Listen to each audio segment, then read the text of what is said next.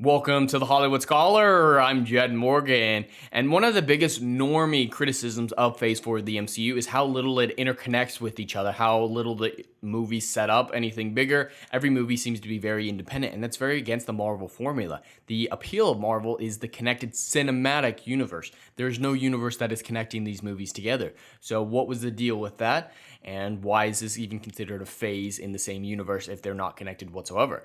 Well, as it turns out, that criticism is wholly unfounded just because of the words of a producer of the MCU who says the main villain isn't Thanos. It's not a Thanos type. It's trauma. My fifis are the big villain of Phase 4. That makes so much sense for the current state of the MCU and Marvel and Disney as a whole. Is no more big bads like Thanos. We can't have big cool villains anymore. We just have our fifis and they're so saddies.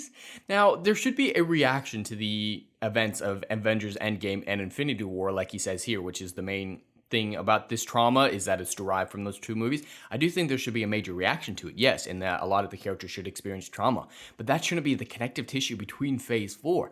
It needs to be just like the previous phases where it was setting up to a big bad like Thanos, and how some of the movies connected, some of them were like honorary sequels to each other. You had to watch the previous one. Nothing in Phase 4 do you need to see any other movie in Phase 4 to understand. That's not connective tissue. That is not a cinematic universe. That is just random shit thrown at the wall. So saying the big villain is trauma, so they're all really connected. Don't be so meany. They're still connected. That's not what this universe is. Not what it should be. And it's really just solidifying why I'm not a fan of Phase 4 in any way, shape, or form, besides Sony's contributions to it. It's just laughable to believe that this is what Marvel believes that should be their follow-up to the Infinity Saga, which I love nearly every movie in the Infinity Saga.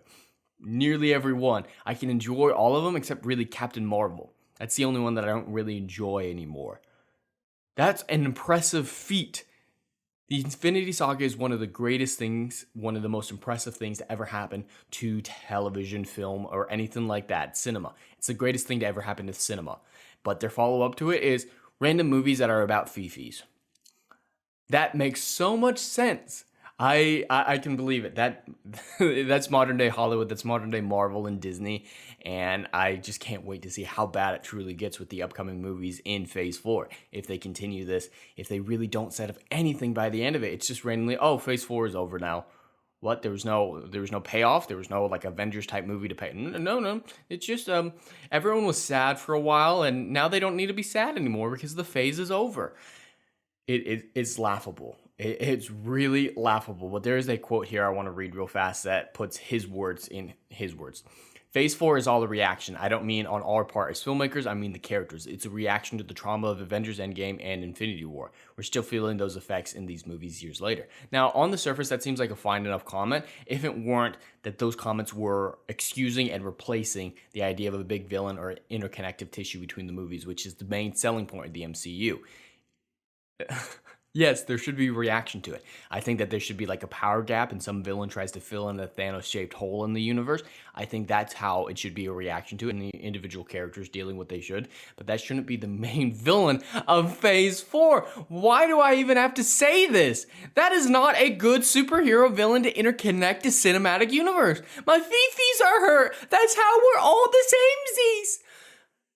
I can't believe it. I was really shocked when I saw this, but not like shocked. It's like, of course. You really are as dumb as I thought you were.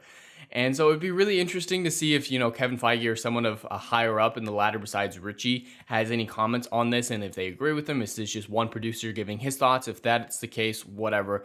But there really needed to be some interconnective tissue with Phase 4 to make you want to watch the next movie, to make you say, hey, before you see Thor: Love and Thunder, you need to see these movies from Phase 4. They're not even marketing each other very well anymore, and that was a big selling point in the MCU, the FOMO of it. That's really dying off as well. So I just don't know how much longer the cinematic universe can last. It'll really depend on how they announce the Fantastic Four in just 2 weeks now. That'll determine the lifespan of the MCU. If they crash and burn there like they have been in other places, the MCU is dead and gone.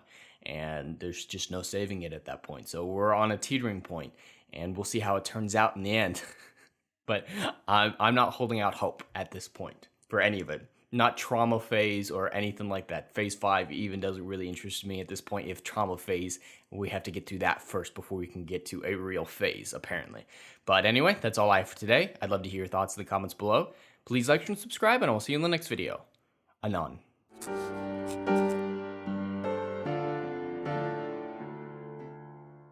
If you like what I do here and want to see good, compelling stories that Hollywood will no longer give you, check out my book series, Odyssey of a Phoenix, a mythological epic about philosophy, morality, and modern-day mental illness issues. Books 1, Down in Flames, and Book 2, Apocalypse Then, currently on sale. Book 3, Kill the Dark, coming soon.